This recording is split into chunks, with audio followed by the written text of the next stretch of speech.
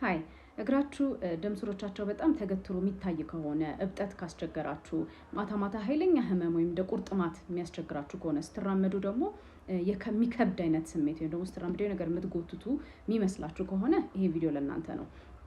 እግራችን ላይ ያሉ ደም ስሮች የራሳቸው የሆነ በር አላቸው ወይም ቫልቭ አለ። ደም በስርዓት ወደ ላይና ወደ ታች እንዲሄድ የሚያደርጉ ማለት ነው። እነሱ ቫልቮች ላይ ወይም ደግሞ እነሱ በሮች ላይ ጫና በሚፈጠርበት ጊዜ ስራቸው እንዲቀንስ ያደርግና ወደ እግራችን በደንብ ደም ወደ ልባችን እንዳይሄድ ስለሚያደርግ እግራችን ላይ እብጠት፣ ህመም አሁን የነገርኳችሁ ስሜቶች ሊታዩ ይችላሉ።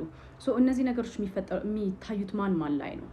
እነዚህን ጫና የሚፈጥሩት ነገር ረጅም ሰዓት መቀመጥ፣ ረጅም ሰዓት መቆም ያው በስራ አማካኝነት ሊሆን ይችላል። ከሱም ውጪ ደግሞ እርግዝና ላይ ክብደት ስለሚኖረው ስለሚጫነው እነዛ ቫልቭ ላይ በሮቹ ላይ ጫና እንዲፈጠር ያደርጋል። ከሱ ውጪ ደግሞ ክብደታችን ከፍ ያለን ሰዎች ላይም እነዚህ ቫልቮች በስርዓት እንዳይሰሩ ያደርጋል። የእነዚህ ስራ በሚቀንስበት ጊዜ እነዚህን ስሜቶች ታገኟቸዋላችሁ እና ምን ማድረግ ትችላላችሁ?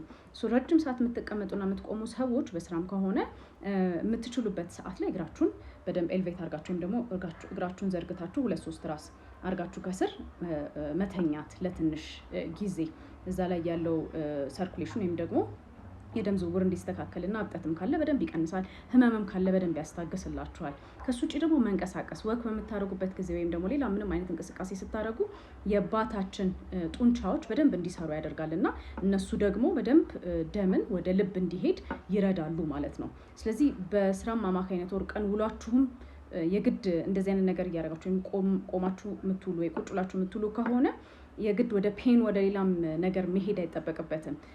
ልምድ ብታደርጉት እግራችሁን ዘርግታችሁ ማታ ላይ ማስቀመጥ ልምድ ብታደርጉት የደም ዝውውራችሁ ጥሩ እንዲሆን ያደርጋል ማለት ነው። ከሱ ውጪ ግን አንድ እግራችሁ ላይ ከሆነ እብጠቱ ከለር የሚቀይር ከሆነ ቦታው እዛ ቦታ ላይ በጣም የሚያተኩስ ሙቀት ካለው እና ህመሙ ደግሞ በጣም ኃይለኛ ህመም ከሆነ የጤና ተቋም ሄዳችሁ ቼክ መደረግ ይኖርባችኋል፣ ሌሎች ችግሮች እንዳይሆኑ። አይ ሆፕ ኢት ሄልፕስ። ቴንክ ዩ። መልካም ቀን።